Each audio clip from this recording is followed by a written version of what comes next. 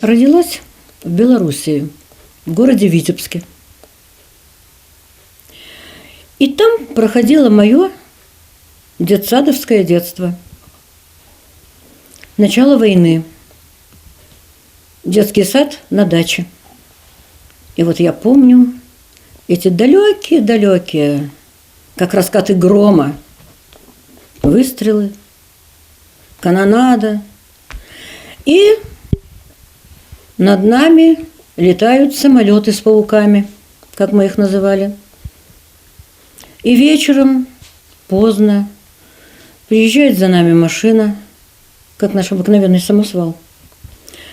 Все по краям усаживается персонал дачный, а в серединке нам расстелили матрасики, и там сидим мы. При потушенных фарах всю ночь везла нас машина в Витебск. Медленно кто-то спал из детей, а большинство не спали. Волнение нас, почти 4,5 лет, дети. И мы сразу, как мне кажется, повзрослели. Я в 4 года читать умела. И когда все время по радио, рупор такой черный, вот, когда все время по радио говорят о том, что фашистская Германия напала на нас, ну, Белоруссия, там же граница. Нас эвакуировали в этот же вечер, как мы приехали утром, а эвакуировали вечером. И мы поехали. Долго ехали, как тогда нам, детям казалось, очень долго. Ночью впереди где-то разбомбили железнодорожные пути. И мы ночевали в лесу. Потом быстро восстановили эти пути, и снова мы поехали дальше. Ну, я сейчас это уже не могу представить, какая это дорога, но я ее словно вижу сейчас, вот эту дорогу. Вот это наше детство военное началось вне Родины, вне Белоруссии. И приехали мы на Урал, в Челябинскую область. Я очень запомнила, станция Увелка. И вот приходят, то они там, я не знаю, наверное, те, кто встречал эвакуированных и распределял, кого куда. Ну, спрашивали, куда вы, в совхоз или в город. Ну, преподаватели из специнститута, вот мамины коллеги, все поехали в город. А бабушка сказала, мы только в совхоз. Ну и вот мы в совхозе эти 4 года жили. В 1944 году я пошла в школу. Но ко мне учитель приходил домой, потому что мне не в чем было ходить. Обуви-то не было. Холодно. Мы же приехали-то летом. Вот. Но ему было со мной легко. Почему? Потому что в 4 года я читала. В 1941 году, в декабре, я помню, пришла газета, мне уже 5 лет исполнилось, пришла газета от Советского информбюро. И там страница, и слева, ну как мне вот сейчас кажется, вот 1/4 часть слева занимает фотография. Зоя Космодемьянская, виселица, смеющиеся фашисты. И вот одна газета приходила на совхоз. И маме давали первые читать. Ну, мама на работе, а бабушка в торопях забыла очки. И она мне говорит, ну что, Радочка, читай. Собрались из барака, нам там срочно барак построили, каждому эвакуированные с семьями, только женщины были. Вот. И я читала вслух вот эту статью. Все плакали, и я плакала. Мне так было жаль Зою Космодемьянскую. И мне так хотелось что-то о ней прочитать. Ну, не было такой возможности. Но книг-то не было тогда. Один учебник на весь класс, букварь. Ну, букварем я не пользовалась, поэтому учитель придет, поговорит со мной, и все уходит. Я все это выполню, и все. И тетрадей не было, и писали. у кого там что, где, как. Ну, понимаете, вот такое время было, ну ничего не было. С 46-го года прошлого века я живу в своем городе. Была маленькая станция Ижма. Жили мы, большинство из детей, на набережной. Вот у нас была наша набережная, дружная улица. Все были социально равны. Все были бедные. Ну, и если сказать, что на севере, вот бы на севере, там, в магазинах все есть, ничего подобного. Ничего подобного. Пока хлебные карточки были, еще было ничего. Каждому 200 граммов. А в 48-м году отменили же хлебные карточки. Кто будет в очередях стоять? А очереди занимают, с собой берут детей. Ну, иной раз не хватало. А когда стоять в очереди? Ну и вот. И мой папа через ночь со своим сослуживцем, тоже инженер высокой квалификации был, дядя Витя такой Шонов, вот, они ходили на маленькую пекарню. На набережной построили маленькую пекарню. И вот на эту пекарню они ходили, пилили дрова. И им давали по буханке черного хлеба. Это был их заворот. Пилили и кололи. Вот это их был завороток. А мама моя берет этот хлеб, кладет, режет пополам. Это нам, а это на улицу.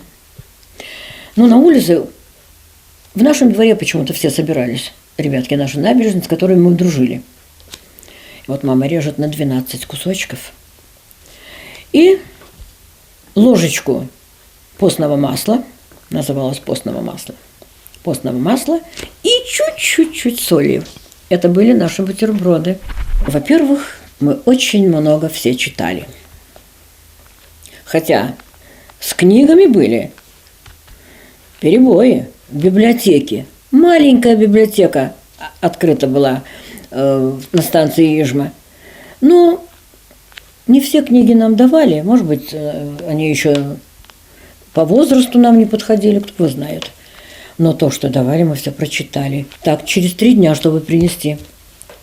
А в классе со мной учился такой Витя Савицкий.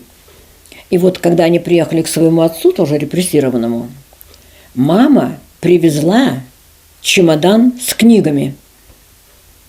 И вот у Савицких была библиотека такая хорошая. И мы эти все книги читали. Читали. Так, на 3 дня только. Ну, тогда уже все, не гулять никуда. Все, я должна прочитать, отдать, передать книгу следующему. Вот так. Я поступила в Ленинградский университет на филологический факультет, выдержав хороший конкурс. Вот. Окончив его, я в первой тройке фишку вытащила. И у меня было направление город Калинин, ну, нынешняя Тверь, преподаватель техникума с предоставлением благоустроенного жилья. А у меня в это время умирает отец.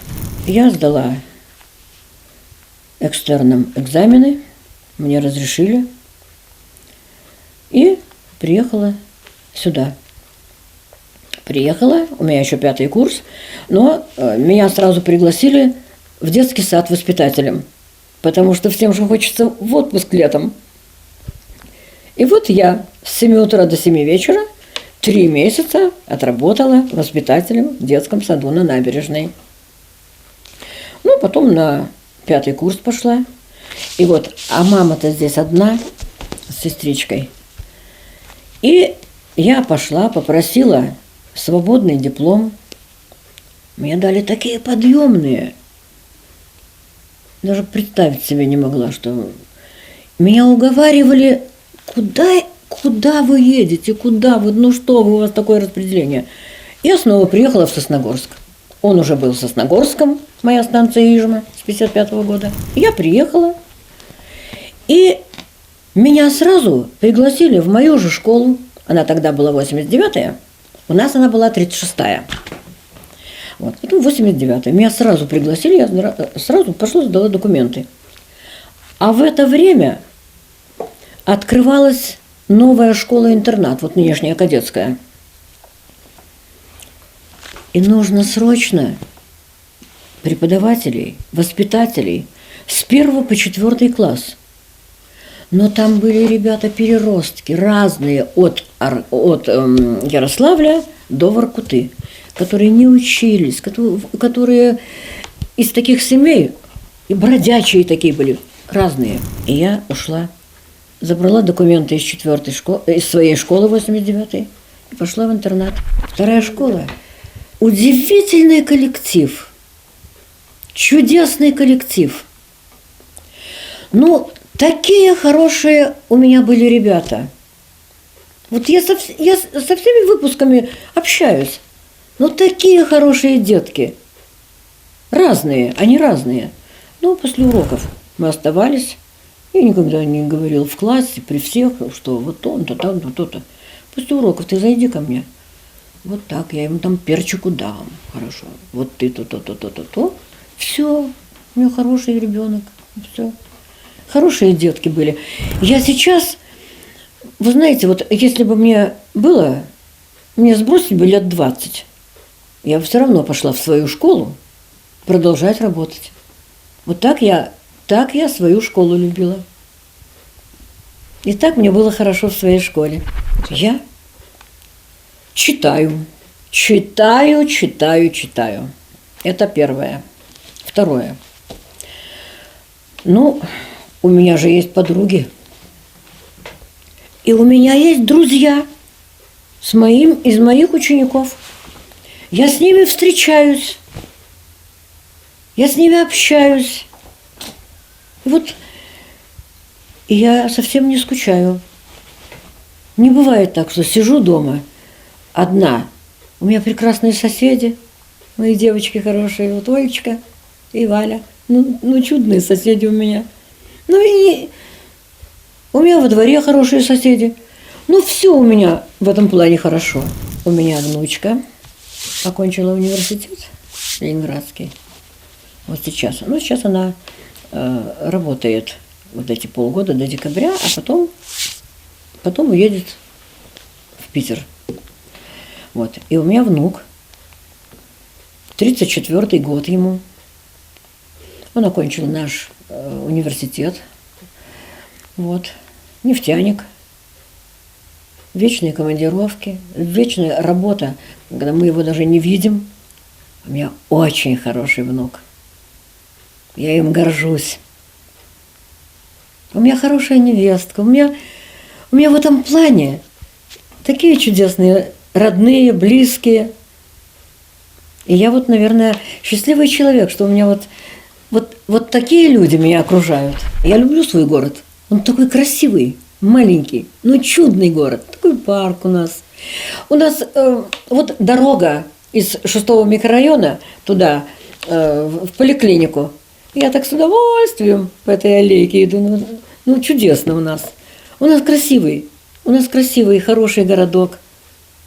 Ну, он родной. Здесь у меня дети родились, здесь у меня внуки родились. Ну, он родной мне.